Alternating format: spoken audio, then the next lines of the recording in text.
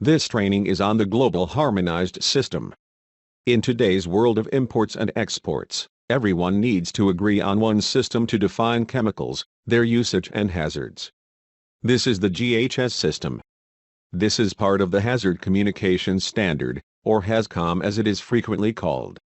You have the right to know what chemicals you work with, how to work with them safely, and what effects they could have on you. The Ghs system is an international program for identifying chemical hazards, and specific labels and safety data sheet requirements.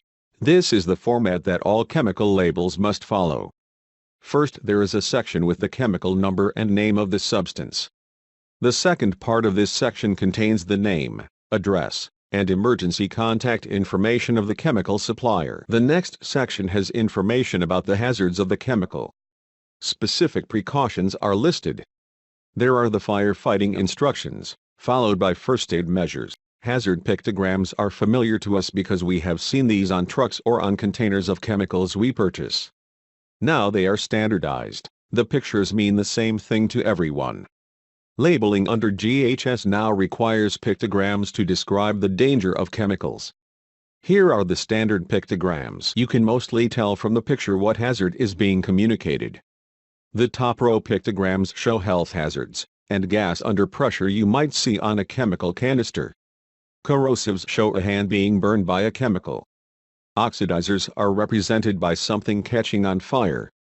The second row of pictograms begins with an environmental hazard. The exclamation point represents an irritant.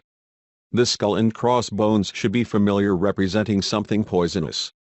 The last pictogram is for flammable substances. Labels now have a signal word. It is simply one word to quickly describe the level of concern you ought to have when working with this chemical. Danger and warning are the only two signal words. The hazard statement is a brief sentence summarizing the hazards of the chemical. The supplemental information contains information like directions, the weight of the chemical and the expiration date. The MSDS sheets of the past had the required information, but companies were free to use their own format. Now chemical information comes on safety data sheets, or SDS sheets. Now SDS sheets must follow this format. First, identity of the substance. Secondly, what does the substance contain, and then an identification of the hazards of the chemical. Fourth comes the first aid measures, followed by the firefighting measures.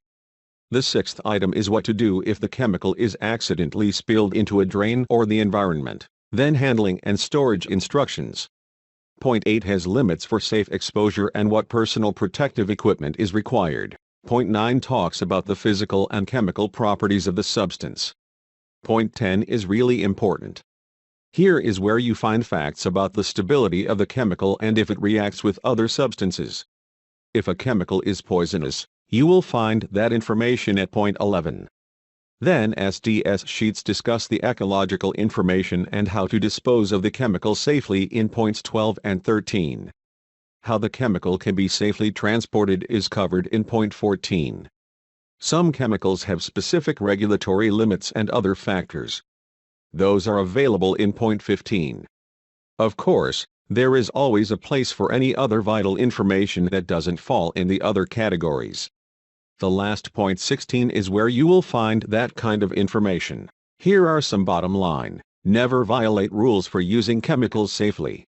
First, unless you are a chemist, don't mix chemicals. Secondly, all chemicals at your location must be labeled, using a label that matches the one we reviewed in our training. It follows that if a chemical is not labeled, don't use it. I might not be the substance you think it is. Never pour any chemical down a storm or sewer drain. You might cause significant damage to the municipal system or the environment. Lastly, don't smoke around chemicals. Fumes can be dangerous. Can you hazard a guess when you work with chemicals? Do you know and understand the properties and dangers of the chemicals you work with? It is your right to know about the chemicals you work with, and your responsibility to work with them safely.